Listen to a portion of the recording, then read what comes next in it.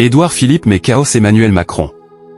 Édouard Philippe a contribué au succès de Quotidien, mardi 10 juin 2025 sur TMC.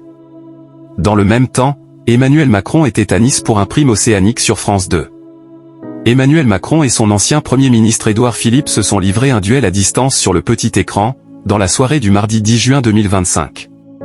Le président de la République a participé au prime de France 2, Urgence Océan, tandis que le maire du Havre était l'invité de Quotidien sur TMC. Hugo Clément a égratigné son invité de marque en lui faisant commenter les nouvelles fonctions de Christophe Castaner qui fut son ministre de l'Intérieur durant son premier mandat. C'est un peu nul ce que vous faites, par rapport au débat.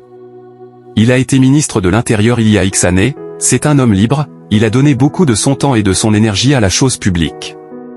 Pour conclure son propos, Emmanuel Macron a cinglé « Je n'aime pas ces méthodes ».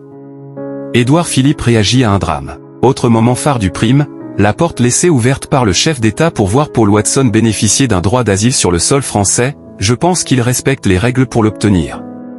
Donc on va s'arranger pour que lui et sa famille puissent le demander. Pendant ce temps, Yann Barthès a interrogé le Premier ministre originel de l'ère Emmanuel Macron. Candidat aux prochaines présidentielles, le président du parti Horizon a commenté la lourde actualité avec la mort d'une surveillante de 31 ans, poignardée par un collégien de 14 ans. Un mélange de stupeur, de tristesse infinie. Cette dame a un enfant de 4 ans. Peut-être qu'à l'intérieur de ses sentiments mêlés, il y a de la colère parce que ça ne peut pas être acceptable qu'au sein d'un collège, un ado tue au couteau une surveillante qui fait son job. La santé mentale des jeunes, la violence et la loi interdisant à présent la vente de couteaux aux mineurs ont été au cœur de l'interview d'Édouard Philippe. Emmanuel Macron vaincu.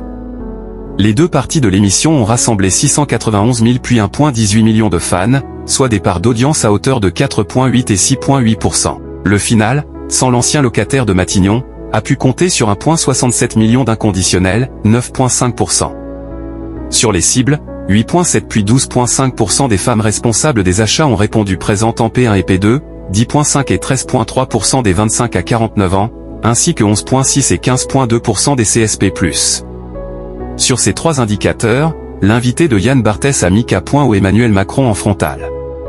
De 20h20 à 22h48, Urgence Océan a attiré 1,57 million de curieux, représentant 9,1% des Français devant leur petit écran.